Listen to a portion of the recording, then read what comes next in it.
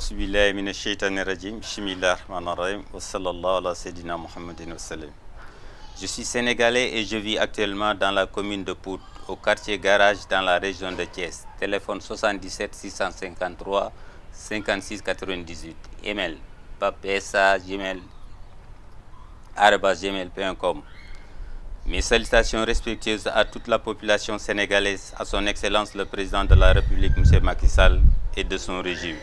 Les politiques, la société civile, les chefs religieux, musulmans et chrétiens, et les chefs coutumiers. Je dois vous faire part que la paix m'anime, ainsi que l'avancement économique du pays. Sachez que je suis un patriote résolu, pur et dur. Tout ce qui touche de près ou de loin à mon pays, j'y suis corps et âme et de toujours. Nous sommes dans un pays laïque, je suis musulman et je jure sur le Saint-Coran de dire la vérité et rien que la vérité à mon peuple, le Sénégal et le monde entier. Billahi wallahi wa ta'ala wa la ilaha illa huwa. C'est par déception de certains organes de presse de mon pays qui ont failli à leur vocation, exception près, le Walf Quotidien, le journal Enquête, la radio de Pout et le réseau de Touba Ndiène TV du président Abdou Fattah Tandini, qui ont pu faire des éclaircissements très importants économiquement sur moi et de ces régimes. Que je me suis rabattu dans le YouTube sur des révélations et dans un enregistrement et des documents dont ils disposaient tous et refusaient de les divulguer pour pouvoir alerter et élucider les malversations et les dérives de nos ressources économiques du pays. Voilà déjà 18 ans d'affilée que je me suis abstenu sur cette injustice notoire et qui persiste davantage et qu'il est grand temps que la population d'ici de la diaspora, de même que son Excellence le Président de la République, M. Macky Sall, sache le préjudice que j'avais subi et de la nation tout entière, de l'ancien et de l'actuel régime, afin qu'il puisse redresser la barre sur les révélations et suggestions pour le développement économique de notre très cher pays, le Sénégal.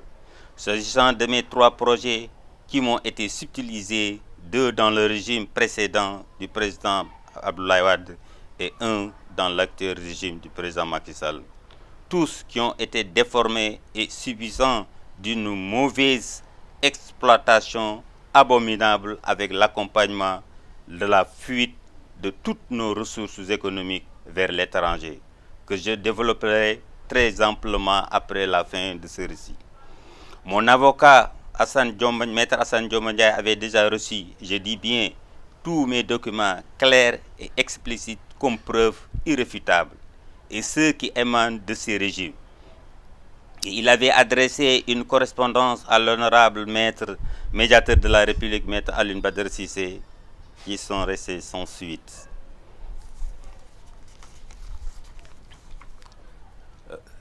Ce pays avait longtemps subi des préjudices et injustements de la part de nos dirigeants. Je me pose toujours la question, comment on peut être égoïste, hypocrite ou mesquin pour empêcher ou ne pas écouter un simple citoyen lambda capable, avec l'aide du bon Dieu, d'hisser le développement économique de son pays, en privilégiant des personnes des différentes couches de la société civile, politique, religieuse et coutumière devant le président de la République, le chef de l'État, tous incapables d'une propulsion économique nationale, mais vraiment une propulsion à visage électoral financier pur et dur depuis toujours. Sénégalais, Sénégalais, d'ici et de la diaspora, nous sommes vraiment tous tenus en otage par tout un système qui tergiverse, patauge, voire même grippé durant des décennies. Il nous étouffe et nous suffoque. Je me sens encore très perplexe quand j'entends au plus haut niveau, au sommet de l'État, qui veut nous faire gober ce pays déjà âgé de 58 ans ne pourra se développer que dans 35 ans, c'est-à-dire en 2053, quand il aura 93 ans, un siècle environ, pour voir notre pays s'épanouir de par son développement économique. Plus encore décevant, quand l'ancien régime, l'actuel opposant de ce régime, se déclare l'appartenance de ce projet de développement de 35 ans. Où va-t-on nous? C'est une véritable aberration de l'ignorance et de l'incompétence absolue. Et je m'excuse vraiment de ces termes parce que tout simplement notre très cher pays, le Sénégal, est très riche depuis très longtemps de par ses ressources naturelles. Il pouvait et peut encore se développer en moins de 10 ans. Oui, en moins de 10 ans, s'il plaît au bon Dieu. Au fait, c'est ce que je voudrais faire en priorité avec l'ancien régime et même celui-ci.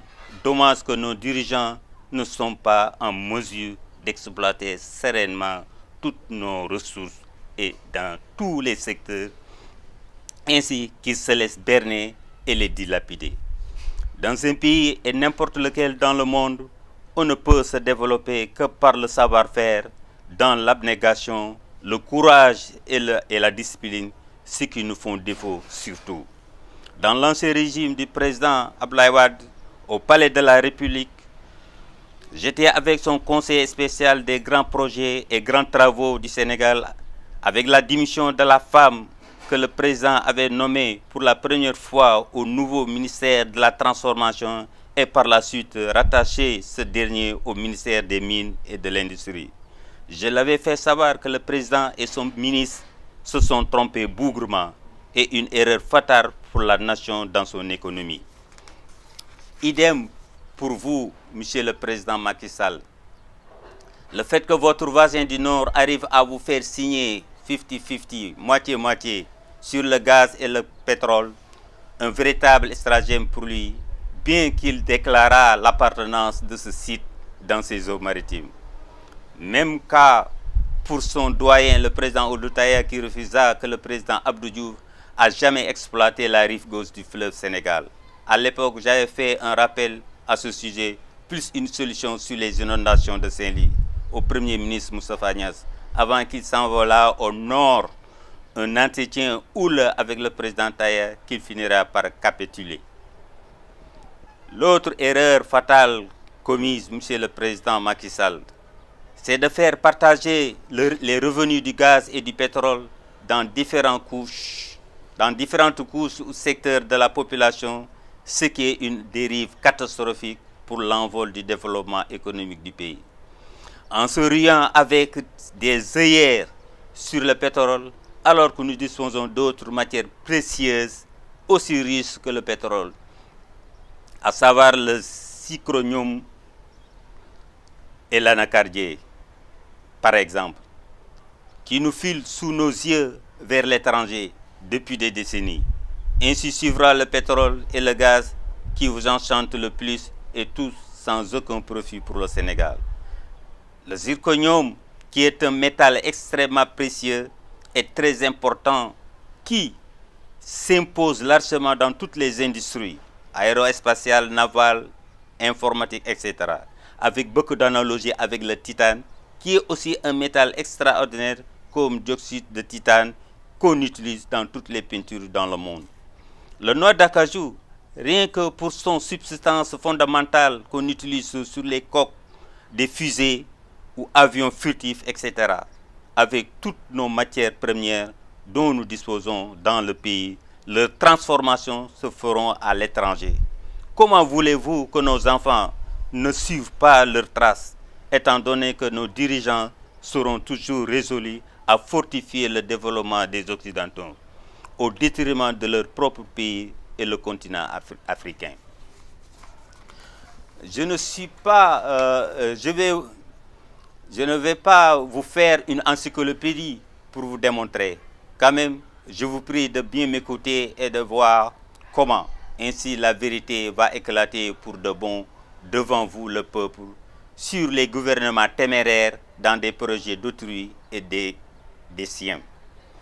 Je vais pouvoir conclure en lançant un appel solennel aux pays africains sous-développés, à travers les ambassadeurs plénipotentiaires accrédités ici au Sénégal et pris pour un développement rapide de leur pays, un plan Ndiaye Sylla est là avec suivi. Un schéma qui reste très simple, sûr, précis et très efficace pour 10 ans par la grâce du bon Dieu, et vous aurez votre envol économique. Je vous remercie.